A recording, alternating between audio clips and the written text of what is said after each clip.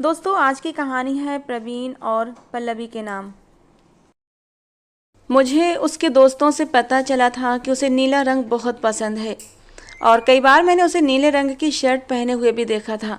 यही सोचकर आज मैंने भी नीले रंग का ड्रेस पहना था, बालों को कमर पर खुला छोड़ दिया था और मेरे चेहरे पर एक खूबसूरत मुस्कान थी। मुझे मालूम था कि मैं जो भी कर रही हूँ वो बस अंधे कुएं में कूदने जैसा है, लेकिन प्यार कभी भी सोच समझकर नहीं किया जाता। प्यार एक ऐसी बला है जो अगर किसी से चिपक जाए तो आसानी से अलग नहीं होती। मैंने एक गहरी सांस लेकर हवा के हवाले की थी। आज मैंने खुद को पूरी तरह से तैयार किया था और सोच लिया था आज मैं प्रवीण के सामने प्यार का इजहार कर दूंगी। अगर मैंने देर की तो क्या पता वो मुझे मिले ही ना। ये सोचकर मैं थोड़ी भावुक हो गई थी, लेकिन एक नई उम्मीद के साथ मैंने यूनिवर्सिटी की तरफ कदम बढ़ाए थे। मुझे पता था कि सुबह के वक्त वो कहाँ पाया जाता है। कहने को वो एक बहुत बड़ा गुंडा था, हर कोई उससे डरता था। लड़कियां तो उसके पास से गुजरने से भी घबराती थीं। कॉलेज के लड़के तो लड़के, वहाँ के टीचर तक उसके सामने सिर झुकाए खड़े रहते थे। वो बहुत अजीब था। उसके चेहरे पर चट्टानों जैसी सख्ती रहती थी, हर वक्त गुस्से में रहता, लेकिन पढ़ाई में सबसे आगे था। कहने को वो बहुत बड़ा गुंडा था, लेकिन उसकी एक एक अदा की मैं दीवानी हो चुकी थी। मैंने अपनी ज़िंदगी में ऐसे ही एक लाइफ पार्टनर की कल्पना की थी जिससे पूरी दुनिया डरती हो और वो मुझसे प्यार करता हो।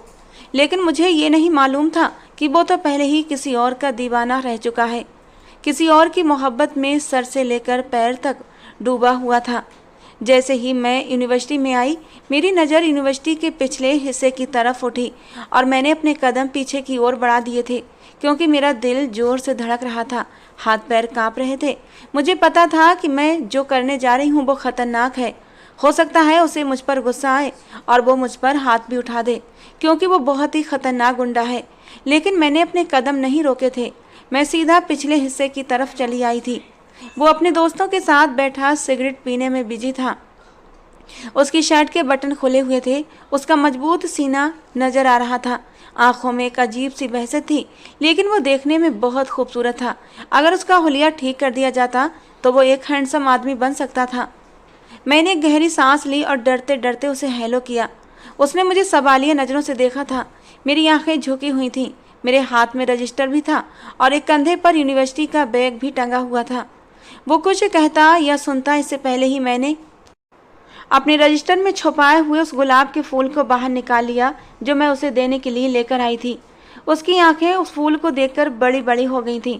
उसके साथी एकदम पीछे हो गए थे और हम दोनों को देखने लगे।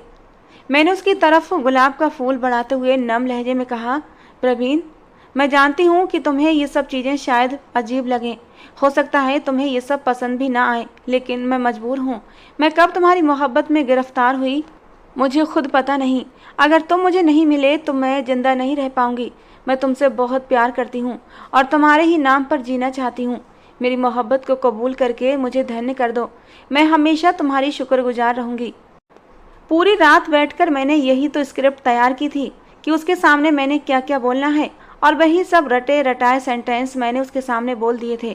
हालांकि कुछ ज़रूरी सेंटेंस दिमाग से निकल भी चुके थे, जिन्हें याद करने की मैंने हर मुमकिन कोशिश की, लेकिन याद ही नहीं आए तो सर झटक दिया और दिल ही दिल में भगवान से प्रार्थना करने लगी कि वो मेरी मोहब्बत को स्वीकार कर ले, जबकि वो मुझे गुस्से भरी नज़रों से देख रहा था। मैंने बस एक बार उसके चेहरे को देखा था और फिर अपनी आंखें कस के बंद कर ली थीं। मुझे पता था कि अब तो मेरी खैर नहीं। मैंने उसके गुस्से के लिए खुद को तैयार कर लिया था। हम दोनों के बीच कुछ पल खामोशी रही और इस खामोशी को उसके एक साथी ने तोड़ा था, जो कहने लगा, भाई कोई आ रहा है, क्या करना चाहिए बोलो। ये सुनकर वो अपनी जगह से अपनी शर्ट झाड़ते हुए खड़ा हो गया और मुझे देखते हुए बहुत ही सर्द लहजे में बोला, लड़कियां इस तरह मर्दों के सामने आकर इजहार मोहब्बत नहीं करती, और जो करती हैं वे अच्छे घरों की औरतें नहीं होती। ये कहकर वो वहाँ रुका नहीं, बल्कि अपने साथियों के साथ वहीं मुझे अकेला छोड़कर चला गया। मुझे लगा था कि वो मेरा गुलाब स्वीकार करेगा, मेरी खूबसूरती का दीवाना हो जाएगा, मुझसे प्यार करने लगेगा, और अगर ऐसा ना भी करे तो मुझे समझाएगा, मुझे प्यार करने से रोकेगा तो मैं उसे मना लूँगी, उसे अपनी मोहब्बत का यकीन दिलाकर उसे राज़ी कर लूँगी। लेकिन उसने तो मुझे जलील कर दिया था। उसका कहना था कि प्यार करने वाली लड़कियां अच्छी नहीं होती, और ये कहाँ का इंसाफ था। लड़कों के साथ मोहब्बत करने का हम लड़कियों को क्या कोई हक नहीं? क्या हमारी कोई फीलिंग्स नहीं होती? जिसे हम प्यार करते हैं उसे जाकर अपनी मोहब्बत का इजहार करें तो क्या ये गलत है? मेरा गुस्सा 7वें आसमान पर पहुंच चुका था। मैं गुस्से के आलम में अपनी जगह से खड़ी हुई और उस गुलाब को अपने बैग में डालते हुए गुस्से और तकलीफ से रो पड़ी थी। मेरी बेबसी मेरी आंसुओं की सूरत में जाहिर हो रही थी। मेरी हिचकियां बंद गई थीं। मैं अपने बाप की इकलौती औलाद थी। माँ का बहुत पहले ही देहांत हो गया था, इसलिए पापा ने मुझे बहुत लाड प्यार से पाला था। मेरे पापा एक बहुत ही अमीर आदमी थे, उनके पास बहुत दौलत थी, इसलिए मुझे कभी किसी चीज़ की कमी महसूस नहीं हुई थी। बल्कि कहना गलत नहीं होगा कि आज तक मैंने कभी कोई चीज़ पसंद की हो और मुझे इनकार सुनने को मिला हो। लेकिन आज जो कुछ मेरे साथ हुआ था वो मुझे सैकड़ों मौतें मार चुका था। काफ़ी देर तक मैं वहीं बैठकर रोती रही और फिर वहाँ से उठकर क्लास लेने चली गई थी। क्लास लेते वक्त भी मैं होश में नहीं थी। लगातार मेरी आंखों से आंसू जारी थे। एक पल के लिए मुझे ऐसा महसूस हुआ जैसे कोई मुझे देख रहा है। मैंने अपने चारों तरफ नज़र घुमाई, लेकिन क्लासरूम में ऐसा कोई नहीं था जो मेरी तरफ देख रहा हो। मैंने अपना सर झटक दिया था और टीचर से परमिशन लेकर क्लासरूम से बाहर आ गई थी। मेरा इरादा कैफ़े जाकर चाय पीने का था ताकि सर का दर्द थोड़ा कम हो जाए, लेकिन मेरा दिल हर चीज़ से उचाट हो गया था। आंसू थे कि रुकने का नाम ही नहीं ले रहे थे। मुझे तो लगा था कि मैं दुनिया की सबसे खूबसूरत लड़की हूँ, अपने बाप की लाडली हूँ, इतना पैसा और दौलत है, कभी कोई मुझे मना नहीं करेगा। लेकिन जिस अंदाज में आज प्रवीण ने मेरी तौहीन की थी वो मुझे बहुत तकलीफ पहुँचा रही थी। रोते रोते मैं घर आ गई थी। सारे रास्ते मेरी रुलाई जारी थी। इस वाक़ये के बाद मेरी तबीयत काफ़ी ख़राब हो गई थी।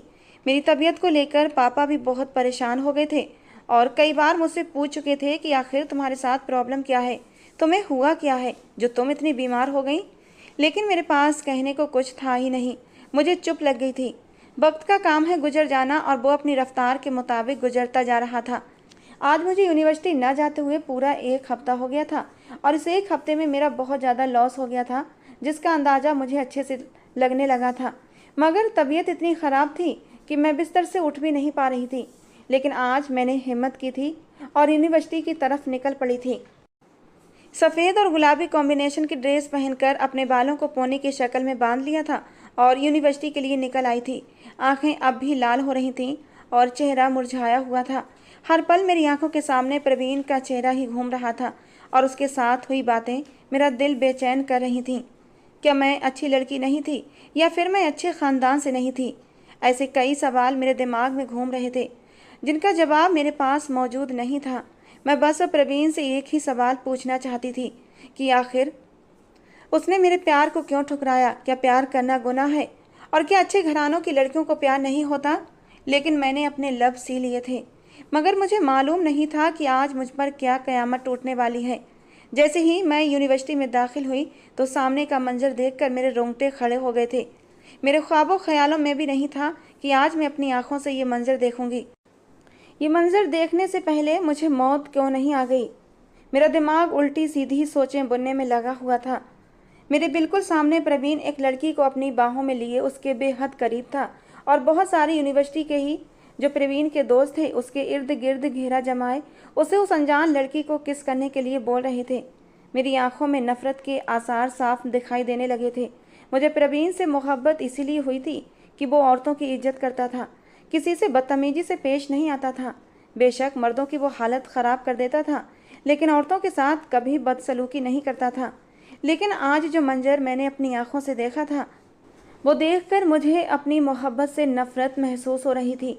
मैं अभी पलटकर क्लासरूम की तरफ बढ़ती, इससे पहले ही पूरा मंजर बदल चुका था और मुझे यकीन नहीं हो रहा था कि सामने क्या हुआ है।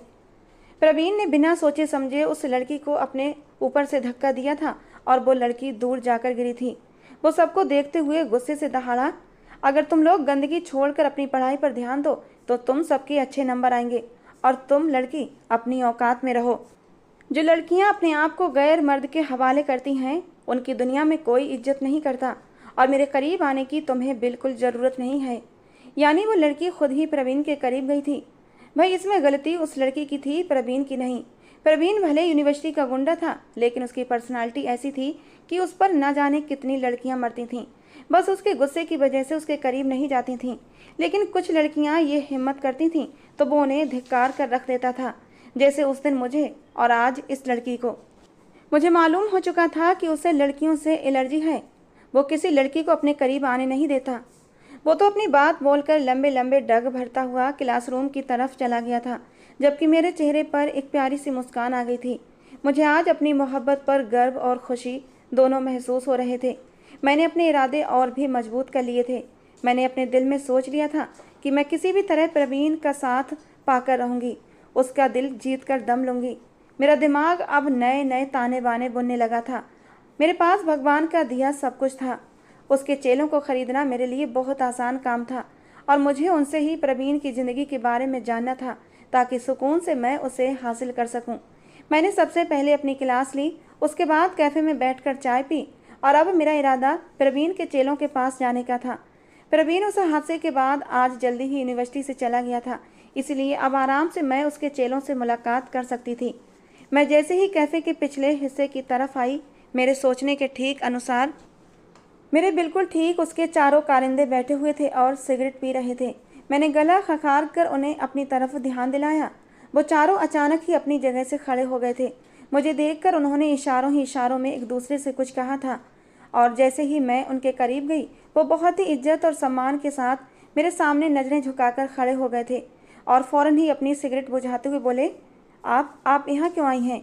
भाई घर जा चुके हैं, बाद में आना। जबकि मैं सीने पर हाथ बांधते हुए बोली, आज मैं आपके भाई के पास नहीं बल्कि आप चारों से मुलाकात करने के लिए आई हूँ। उन चारों के चेहरे पर हैरत उभरी थी और उनमें से एक बोला, किस लिए, क्या काम है? भाई को पता चला तो वो तो हमारी जान ले लेंगे। आप अभी जाओ यहाँ से। आखिर आपको हमसे ऐसा कौन सा ज़रूरी बात करनी है? उसकी बात सुनकर मैं कुछ पल के लिए खामोश हुई थी। न जाने क्यों मुझे इन लोगों से ये बात कहते हुए अजीब सी शर्म महसूस हो रही थी। लेकिन जिस अंदाज में प्रवीण ने मुझे जलील किया था, उसके बाद मुझ में हिम्मत नहीं थी, मगर मुझे अपनी मोहब्बत किसी भी सूरत हासिल करनी थी। मैंने गहरी सांस हवा के हवाले की और उसके कारिंदों की तरफ देखते हुए बोली, देखो, ये तो तुम्हें मालूम ही हो गया कि मुझे प्रवीण से इश्क हो चुका है और मैं अपने कदम पीछे नहीं करने वाली, चाहे जो कुछ भी हो जाए। समझ रहे हो ना तुम लोग? जबकि वो लोग एकदम से सटपटा गए थे। कहने लगी, जी जी, वो तो हमें पता है, आप प्रवीण भाई से मोहब्बत करती हैं, लेकिन वो आपसे मोहब्बत नहीं करते। आप उन पर अपना टाइम बर्बाद कर रही हैं। उनका दिल पत्थर है, उसमें कोई धड़कन नहीं बसती। प्लीज़ आप उनके रास्ते से हट जाएं। मैंने गुस्से से उन्हें लताड़ कर कहा, मुझे तुम्हारी राय की ज़रूरत नहीं है, बस मुझे आपके भाई के बारे में कुछ मालूमात हासिल करनी है। अगर आप लोग मुझे उनके बारे में कुछ बातें बता देंगे तो मैं हमेशा आपकी शुक्रगुजार रहूँगी और मैं कुछ भी मुफ्त में नहीं पूछूंगी। इसके बदले मैं आपको पैसे दूंगी। जबकि वो चारों एकदम ही नाराज़ हो गए थे और मुझे देखते हुए कहने लगे, हम बिकाऊ नहीं हैं, हमारे लिए हमारा भाई बहुत अहमियत रखता है और आपको जो भी पूछना है आप पूछ सकती हैं, हम बताने के लिए तैयार हैं। मैं एक पल के लिए हैरान हुई थी कि वो चारों इतनी आसानी से मुझे सब बताने के लिए कैसे राजी हो गए, मगर मैंने ज़्यादा दिमाग पर जोर डालना ज़रूरी नहीं समझा और अपने कुछ सवाल उनसे पूछने लगी कि प्रवीण को किस तरह की लड़कियां पसंद हैं, वो क्या क्या खाना पसंद करता है, उसकी ज़िंदगी में क्या चल रहा है और वो लड़कियों से एलर्जिक क्यों है। और मेरे पूछने पर उन्होंने सभी सवालों के जवाब दे दिए थे, लेकिन मेरे आखिरी सवाल को वो लोग गोलमोल कर गए थे और यही चीज़ मुझे अजीब महसूस हुई थी। मैं एक बार फिर बोली, बताओ, मैं कुछ नहीं कहूँगी, जो भी बात है मुझे बताओ तो सही। कुछ देर के लिए वो चारों खामोश हुए और एक दूसरे की शक्ल देखते हुए बोले, देखो, अगर आपकी भाई से सेटिंग हो जाती है तो भाई को पता नहीं चलना चाहिए कि हमने आपसे कुछ कहा है। मैंने फ़ौरन वादा करते हुए कहा, यकीन मानो मैं कुछ भी नहीं बताऊंगी। मैं उनको इस बात की भनक भी नहीं लगने दूंगी कि मैंने कभी तुम लोगों से मुलाकात भी की थी। प्लीज़ मुझे बताओ तो सही, आखिर वजह क्या है। और फिर जो बातें उन लोगों ने बताई थीं वो सुनकर मुझे ऐसा महसूस हुआ जैसे मेरे कदमों तले से ज़मीन निकल गई हो। मेरे होश उड़ गए थे। मुझे यकीन नहीं आ रहा था कि मेरी मोहब्बत पहले ही किसी और से मोहब्बत कर चुकी है। उन लोगों का कहना था कि प्रवीण किसी लड़की से बेइंतहा मोहब्बत करता था और उसके इश्क में पागल हो चुका था, मगर उस लड़की ने आखिरी मौके पर उसको धोखा दे दिया था। वो प्रवीण के साथ खेल रही थी, वो किसी और से मोहब्बत करती थी। प्रवीण का पैसा खाने के लिए वो उनके साथ थी, जबकि प्रवीण उस लड़की से सच्चे दिल से मोहब्बत करता था और उसके साथ अपनी पूरी ज़िंदगी बिताना चाहता था। और जब उस लड़की ने प्रवीण को धोखा दिया था तो प्रवीण एकदम दीवाना सा हो गया था। न जाने कितने दिनों तक वो अस्पताल में भर्ती रहा था। उसे ज़िंदगी से नफरत हो गई थी, वो मरना चाहता था, लेकिन उसके दोस्तों ने ही उसे समझाया कि वो लड़की बेवफा थी और उस बेवफा की खातिर अपने आप को तकलीफ़ मत पहुंचाओ। तब से ही प्रवीण को औरतों से सख्त नफरत है और वो किसी को भी अपने करीब आने नहीं देता। और उसे लड़की से धोखा मिलने के बाद ही प्रवीण के अंदर इतना गुस्सा, नफरत भर गई थी कि वो पत्थर दिल बन चुका था। हर किसी से गुस्से से बात करता, हर किसी को अपने गुस्से का निशाना बनाकर उसकी पिटाई कर देता। धीरे धीरे प्रवीण पूरे कॉलेज में गुंडा मशहूर हो चुका था। कुछ पल के लिए मैं बिल्कुल सन्न होकर खड़ी हो गई थी। मेरी आंखों में आंसू आ गए थे। यह ख्याल ही मेरी रूह को खींचने के लिए काफ़ी था कि मैं जिस शख्स से मोहब्बत करती हूँ वो पहले ही किसी का दीवाना है। काफ़ी देर तक मैं उन लोगों की बातें सुनती रही। वो लोग मुझे प्रवीण की और भी अच्छाई और बुराई दोनों बता रहे थे। कई बार तो मैं चौंक भी गई थी कि ये लोग मुझे प्रवीण के बारे में इतनी आसानी से क्यों बता रहे थे, लेकिन मैंने कुछ भी कहना सही नहीं समझा था। मेरी उन लोगों से लगभग आधे घंटे की मुलाकात हुई थी और फिर मैं सीधा अपने घर आ गई थी। घर आने के बाद नौकरों ने खाना लगाने के बारे में पूछा था, मगर मैंने बिना कुछ भी बोले अपने कमरे में आकर दरवाजे से ही लगकर बैठ गई थी। मेरी आंखों से आंसू लगातार बह रहे थे। मेरी हालत ऐसे थी जैसे मेरे बदन में खून ना हो। काफ़ी देर रोने के बाद मेरा दिल कुछ हल्का हुआ तो मैं कमरे से बाहर आई थी, लेकिन सामने का मंजर देखकर एक पल के लिए मैं हैरान हो गई थी। मेरे पापा कुछ लोगों के साथ बैठे बातें कर रहे थे और उन लोगों की बात का टॉपिक सिर्फ और सिर्फ मैं थी। मैं भी उनके करीब चली आई और हाय हेलो करके पापा के पास ही खड़ी हो गई थी, जबकि पापा एकदम ही अपनी जगह से खड़े हुए और मेरे कंधे पर हाथ रखते हुए मेरा परिचय सामने बैठे उस आदमी से करवाने लगे थे। एक पल के लिए मैं हैरान हुई थी, लेकिन धीरे धीरे मुझे सारी कहानी समझ आने लगी थी। मैं उठकर अपने कमरे में आना चाहती थी क्योंकि मेरे पापा मेरा रिश्ता उस आदमी से कर रहे थे, लेकिन उन्होंने मुझे आने नहीं दिया, बल्कि मेरा हाथ पकड़कर मुझे अपने बराबर में ही बिठा लिया था। वो लोग काफ़ी देर तक हमारे घर बैठे रहे और मैं गुस्से से अंदर ही अंदर खौलती रही। एक अच्छी मुलाकात के बाद वो लोग हमारे घर से चले गए थे। उन लोगों के जाते ही मैं गुस्से से भड़क उठी थी। मैंने कहा, पापा ये क्या तरीका है? अगर आपने किसी को मेरे रिश्ते के लिए बुलाया था तो आप कम से कम मुझसे इसका जिक्र तो कर दे। ये क्या तरीका हुआ कि कोई भी मुंह उठाकर हमारे घर आ जाएगा और मेरे रिश्ते की बात करेगा? मैं इस रिश्ते के लिए बिल्कुल भी राजी नहीं हूँ। मैं अपनी पसंद से शादी करूँगी। मेरे ये कहते ही उनका हाथ उठा था और मेरे नाजुक गाल पर अपनी उंगलियों की छाप छोड़ गया था। वो मुझे देखते हुए गुस्से से गरजे थे, पल्लवी तुम्हारी पसंद का मुझे पता हो चुका है। जो तुमने हरकत की है ना, वो मैं देख चुका हूँ। जबकि मेरी आंखों में आंसू आ गए थे। मेरे बाप ने आज तक मुझे कभी फूल से भी नहीं मारा था और आज वो मेरे मुंह पर हाथ उठा चुके थे। वो मुझे देखते हुए गुस्से से बोले, आज से तुम्हारा यूनिवर्सिटी जाना बंद है। जो तुम उस गुंडे से इश्क लड़ाती फिर रही हो ना, मुझे सब मालूम है। तुम क्या समझती हो कि मैंने तुम्हें आज़ाद छोड़ा हुआ है? तुम जब घर से बाहर निकलती हो तो 10 निगाहें तुम्हारी जासूसी कर रही होती हैं और उन्होंने ही मुझ तक एक वीडियो पहुंचाई है। ये कहते ही उन्होंने मेरे सामने एक वीडियो प्ले की थी, जिसे देखकर मुझे अपने रोंगटे खड़े होते महसूस हुए थे, क्योंकि उस वीडियो में मैं प्रवीण के सामने हाथों में फूल लिए खड़ी उससे इजहार मोहब्बत कर रही थी। मुझे पापा से एक पल को डर महसूस होने लगा था, लेकिन फिर भी मैंने हिम्मत करके पापा से कहा, पापा वो बहुत अच्छा है, मैं उसे बहुत प्यार करती हूँ। अगर वो मुझे नहीं मिला तो मैं मर जाऊँगी। वो सिर्फ नाम का गुंडा है, लेकिन वो दिल का बहुत अच्छा है। वो लोगों की मदद करता है। पापा कहने लगे, लेकिन है तो एक गुंडा ही ना, और तुमने कैसे सोच लिया कि मैं उस गुंडे से तुम्हारी शादी करूँगा, जिसे पढ़ाई लिखाई से ज़्यादा गुंडागर्दी करना पसंद है? वो मुझे देखते हुए गुस्से से बोले थे। कहने लगे, अब तुम ना यूनिवर्सिटी जाओगी और ना ही घर से बाहर कदम निकालोगी। तुमने मेरी इज्जत की अर्थी निकालने में कोई कसर नहीं छोड़ी है और मुझे तुम पर अब बिल्कुल भी यकीन नहीं है। तुम कुछ भी कर सकती हो। जबकि मैं पापा को यकीन दिलाना चाहती थी, उन्हें अपनी मोहब्बत के बारे में बताना चाहती थी कि मैं प्रवीण को कितना चाहती हूँ, लेकिन उन्होंने मेरी एक भी फरियाद नहीं सुनी और मुझे घर में छोड़कर चले गए।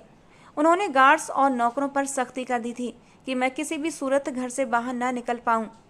मेरी जान पर बन आई थी और मैं किसी भी तरह प्रवीण से संपर्क करना चाहती थी। उसे अपनी मोहब्बत का यकीन दिलाना चाहती थी। उसके जख्मी दिल पर अपनी मोहब्बत का मरहम रखना चाहती थी। उसे एक बार बात करना चाहती थी ताकि उसे बता सकूं कि मेरे पापा मेरे साथ क्या करने वाले हैं। लेकिन अचानक ही मुझे मेरी हकीकत याद आ गई थी और मैं एक कड़वाहट से मुस्कुरा दी थी। उसने तो साफ कह दिया था कि मैं उसकी नज़र में एक अच्छी लड़की नहीं हूँ, तो फिर उसे संपर्क करने का क्या मतलब था। मैंने अपना सिर झटक दिया था और चुपचाप एक तरफ बैठकर आंसू बहाने लगी थी। दिन अपनी रफ्तार से गुजर गया, लेकिन रात बिताना मेरे लिए बहुत मुश्किल हो गया था। पापा ने तो मुझसे मेरा मोबाइल भी छीन लिया था। उन्हें खबर कैसे हुई थी मुझे समझ नहीं आ रहा था। मैं रोते रोते गहरी नींद में चली गई थी और लगभग रात के दूसरे पहर मुझे अपने आसपास बहुत शोर महसूस हुआ था। और धीरे धीरे जब मेरा दिमाग जागा तो वो शोर किसी और चीज़ का नहीं बल्कि गोलियों का था। मेरी आंखें झट से खुल गई थीं। मैं कमरे से बाहर आई तो मेरे पापा खौफ के मारे मेरे कमरे के पास ही खड़े थे। मैं फ़ौरन बोली, पापा ये सब क्या हो रहा है, क्योंकि गोलियों की आवाज़ हमारे गार्डन से आ रही थी। उन्होंने मुझे अपने सीने से लगाते हुए कहा, पल्लवी तुम्हें डरने की ज़रूरत नहीं है, मैं हूं ना तुम्हारे पास। जबकि उनकी हालत तो खुद ख़राब हो रही थी। अचानक हमारा मेन दरवाज़ा तोड़ दिया गया था और अंदर आने वाले इंसान को देखकर एक पल के लिए खुशी के मारे मैं खिल उठी थी, क्योंकि सामने प्रवीण अपने हाथ में बंदूक थामे खड़ा था और उसके कई लोग भी उसके पीछे बंदूक पकड़े खड़े थे। मैं तो हैरान रह गई थी। मेरे लिए ये मंजर काफ़ी डरावना भी था, क्योंकि अब वो सीढ़ियाँ चढ़ता हुआ ऊपर आया था और मुझे पापा के बाजू से छीन कर अपने साथ लगाया। पापा की तरफ देखते हुए बोला, खन्ना साहब ये अब आपकी नहीं है, ये मेरी है और मैं अभी आपके सामने ही इसे अपने नाम करूँगा। जो आप कर रहे हैं ना, सब खबरें मुझ तक पहुँच चुकी हैं और इसका भी जल्दी ही बंदोबस्त करूँगा। ये कहते हुए उसने मेरा बाजू थामा और मुझे अपने साथ लेकर नीचे की तरफ बढ़ गया। जबकि मैं तो पहले ही उससे शादी के लिए दिलो जान से राजी थी, इसलिए खुद ही भागते हुए अंदाज में उसके पीछे चलने लगी थी। बल्कि सच बताऊं तो मुझे अंदर ही अंदर बहुत खुशी हो रही थी कि वो मुझे अपनाने के लिए आ गया था। लेकिन पापा को दिखाने के लिए मैंने अपने चेहरे पर डर बनाए रखा था। उसने नीचे जाते ही मुझे लॉन्च के सोफे पर धकेल दिया। मेरे पापा भी फ़ौरन नीचे आए और प्रवीण के आगे हाथ जोड़ते हुए बोले, छोड़ दो मेरी बेटी को, इसका कोई कसूर नहीं, तुम क्यों मेरी ज़िंदगी बर्बाद करने पर तुले हो। ये मेरा उन लोगों का मामला है, तुम बीच में क्यों आ रहे हो। जबकि मेरे माथे पर शिकन आ गई थी। ये दोनों आखिर क्या बातें कर रहे थे, मुझे कुछ भी समझ नहीं आ रहा था। कुछ ही पल गुजरे होंगे कि प्रवीण का एक आदमी अपने साथ पंडित जी को लाकर सामने सोफे पर बिठा चुका था और पंडित जी को देखकर मेरे दिल में बिजली सी कौंध उठी थी। क्या वो अभी मुझसे शादी करने वाला था। मेरा दिल तो बेतहाशा धड़कने लगा था। वो पंडित जी से बोला, इस लड़की से मुझे अभी के अभी शादी करनी है, जल्द से जल्द आप तैयारी करें। पंडित जी हम सब पर नज़र डालकर डरे सहमे लहजे में बोले, लेकिन ज़बरदस्ती की शादी करना सही नहीं है। ये कहते ही उन्होंने मेरी ओर देखा था और अचानक ही प्रवीण मेरे बराबर में आकर बैठ गया और मुझे अपने साथ लगाते हुए बोला, तो हाँ पल्लवी जी, आप इस शादी के लिए तैयार हैं या फिर मैं अपने लोगों को लेकर चला जाऊं ताकि आपके पापा अपने पसंद किए हुए लड़के से आपकी शादी कर दें। जबकि मैं जल्दी से बोल पड़ी, नहीं नहीं पंडित जी, मैं राजी हूँ, बल्कि मैं तो खुशी खुशी राजी हूँ, मैंने मुस्कुराते हुए कहा। जबकि मेरे पापा मुझे गुस्से भरी नज़रों से घूर रहे थे। न जाने क्यों मुझे अब कुछ गलत होता महसूस हो रहा था, लेकिन मैंने प्रवीण के साथ शादी कर ली। मैं अपनी शादी बहुत धूमधाम से करना चाहती थी, लेकिन वो शादी होते ही खड़ा हो गया और साथ में मुझे भी खड़ा कर चुका था। मैं तो समझी थी कि वो अभी शादी करके चला जाएगा, लेकिन उसने मेरा हाथ थामकर मुझे अपने साथ ही ले जाने लगा। पापा चीखकर बोले थे, मेरी बेटी को छोड़ दो, मैं तुम्हें कुछ नहीं कहूँगा और ना ही अब कोई गलत काम करूँगा। जबकि मैंने बेखुदी में मुड़कर अपने पापा की ओर देखा कि वो न जाने क्या कहना चाहते हैं, लेकिन प्रवीण ने सिर ना में हिलाया और मुझे अपने साथ ही गाड़ी में बिठाकर अपने घर की ओर ले जाने लगा। गाड़ी में बैठते ही मैं प्रवीण की तरफ मुड़ी थी और उसके गले लगते हुए खुशी से चहकते हुए बोली, मुझे तो यकीन ही नहीं आ रहा कि आप मुझे मिल चुके हैं। ये कैसे हो गया। आपने तो कहा था कि मैं अच्छी लड़की नहीं हूँ, तो फिर। जबकि अचानक ही उसके चेहरे पर चट्टानों जैसी सख्ती आ चुकी थी। उसने मुझे खुद से दूर धक्का दिया और मुझे गुस्से से देखते हुए बोला, मुझे ज़्यादा बकबक सुनना पसंद नहीं है और ना ही ज़्यादा बोलना, इसीलिए चुप रहो और ज़बरदस्ती मुझसे चिपकने की कोशिश मत करो, दूर होकर बैठो मुझसे। उसकी डांट पर मेरा दिल बुरी तरह से धड़क रहा था। उसकी दहाड़ से तो मेरा रोम रोम कांप उठा था। मैंने नाराज़गी से मुंह फेर लिया था। हम थोड़ी ही देर के बाद उसके घर पहुंच गए थे। उसका बंगला बहुत खूबसूरत था। वो मेरा हाथ हक से थामकर अंदर दाखिल हुआ था। शायद वो यहाँ अकेला ही रहता था, क्योंकि सिवाय नौकरों के घर में कोई भी नहीं था। उसके नौकरों ने ही मेरा स्वागत किया था, जबकि वो गुस्से से सबकी ओर देखते हुए बोला, इन सब चीज़ों की ज़रूरत नहीं है, क्योंकि वैसे भी ये बस कुछ ही समय की मेहमान है, कुछ दिन बाद ये यहाँ से चली जाएगी। वो ये बोलकर अपने कमरे की तरफ चला गया था, जबकि मैं वहाँ बिल्कुल अकेली खड़ी रह गई थी। ये क्या हुआ था? वो मुझे अपनी पत्नी बनाकर लाया था, तो फिर मैं कुछ समय के बाद यहाँ से कैसे चली जाती? मुझे अब उसकी बात सुनकर गुस्सा आया था। वो होता कौन है मुझे यहाँ से निकालने वाला, मुझसे ये बात कहने वाला? मुझे हाथ लगाकर तो दिखाए, मैं उसके हाथ तोड़ दूंगी। अब मैं उसकी पत्नी बन चुकी थी और मैं उस पर पूरा हक रखती थी। मुझे इस घर से कोई भी निकाल नहीं सकता। मेरी नज़र बेखुदी में उन चारों लड़कों पर गई थी जिनसे मैंने प्रवीण के बारे में मालूमात हासिल की थी। मैं फ़ौरन ही उनकी ओर मुड़ी और उनसे पूछने लगी, ये सब क्या माजरा है? प्रवीण हमारे घर क्यों आया था और पापा से वो क्या कह रहा था और अभी क्या बोलकर गया है? मुझे कुछ भी समझ नहीं आया। और फिर जो बातें उन्होंने मुझे बताई थीं, एक पल के लिए मेरा दिल प्रवीण से ख़राब हो गया था, लेकिन जब मैंने इसको सही तरीके से सोचा तो मुझे प्रवीण अपने दिल की और भी करीब महसूस हुआ था। मेरे पापा गलत काम कर रहे थे और जिससे मेरी शादी करवाई जा रही थी वो भी एक बिजनेस डील थी, जिसकी बदौलत हमारे संबंध उन लोगों से मजबूत हो जाते। मेरे पापा मेरी शादी जिस आदमी से करवा रहे थे वो प्रवीण के एक दोस्त का बड़ा भाई था, जिसकी उम्र लगभग 40 साल थी और उसकी पहले से पत्नी थी जो उसे छोड़कर चली गई थी। पापा अपने बिजनेस में फ़ायदा करने के लिए मुझे बलि का बकरा बना रहे थे, मगर प्रवीण को इन सब चीज़ों की भनक पड़ गई थी। देखने में वो एक गुंडे जैसा था, लेकिन वो देश के कई गलत लोगों को बेनकाब कर चुका था, जो शरीफ बने लोगों की ज़िंदगी बर्बाद कर रहे थे। और उसने मुझे भी सिर्फ इसीलिए अपने पास रखा था ताकि मैं किसी भी डील का हिस्सा ना बन सकूं।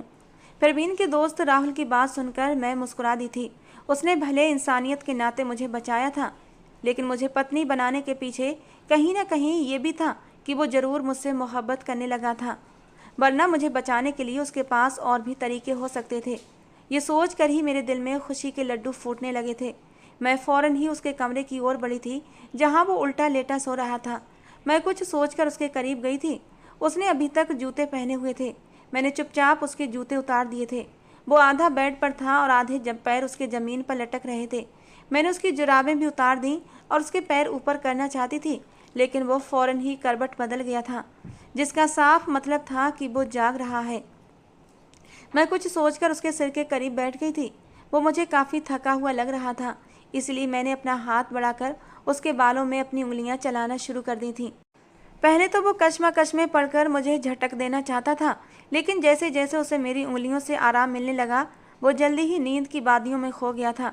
वो सोते हुए किसी मासूम बच्चे जैसा लग रहा था, लेकिन मुझे पता था ये आंखें जैसे ही खुलेंगी तो मुझे चीड़ फाड़ कर रख देंगी, लेकिन मैंने भी सोच लिया था कि मैं इस शख्स के दिल में अपनी जगह बनाकर रहूँगी और इसके लिए मुझे बहुत मेहनत करनी थी।